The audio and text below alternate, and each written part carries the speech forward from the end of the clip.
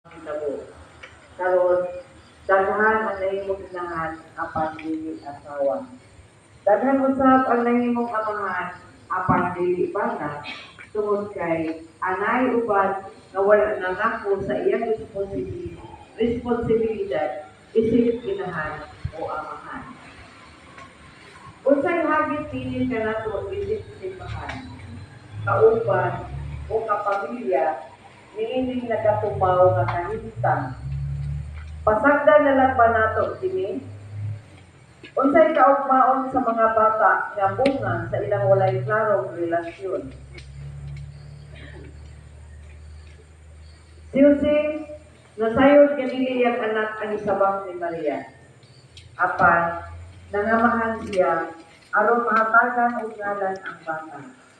Labaw sa tanan, aduna say matawag nga ginikanan. Sila kaha ka mga bata karon ang nahimong illegitimate tungod kay wala nangasawa ang lalaki.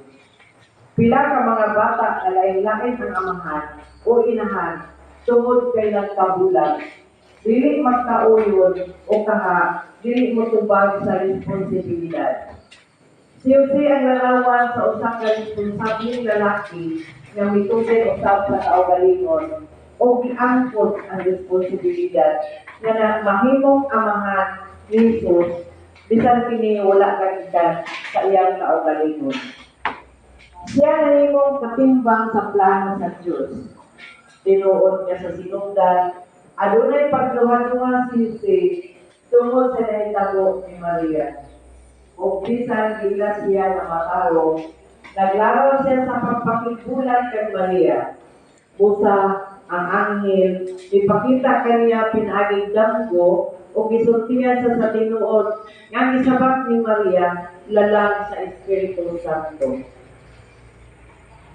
Manganak siya usa ka batang lalaki, tawgon sa Jesus, kay luwason niya ang iyang katawhan sa ilang mga sala. Kaya pangasawa ng tanan o pinagi sa propeta. Ang Virgen magmagdos o manganak og lalaki, hinganlan siya Emmanuel nga sa ato pa Ginoo, ang Ginoo uban nato mabasa sa Mateo 1:23. Mga igsuon, bisan dili maayo ang sugilanon sa atong pagkatao, apan dili kita mao ang nagpili niini o kanila nga mahimo natong ginikanan. Usa kini ka misteryo o gasa gikan sa Dios. Siya lamang ang mas nasayod sa tanan. Sama sa kaagi sa pagkatao ni Jesus, diin lisod o dili kayo nato kayo masabtan ang hinungdan o paagi niini. Apan sa kanunay atong huktang timan-an ang iyang kaagi sa pagkatao mao'y dakong gasa nga hindi kanato. Ang Emmanuel nga nagpakatao aron pagluwas kanato.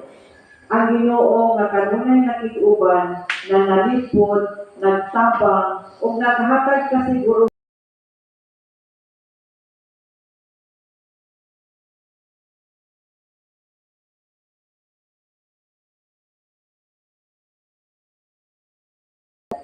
Imong ta natong ehemplo, siyo Maria, isip mga responsableng ginikanan kang Jesus. Labaw sa tanan, magkatulong sa kitang tanan sa pagkamakakupon sa bisan unsang tahas sa tawag sa atong kinabuhi.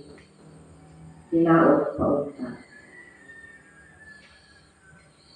So, mao to ang sugyo tuwali, no? Murag ako kabasa na igo sa tanan. So, wala na.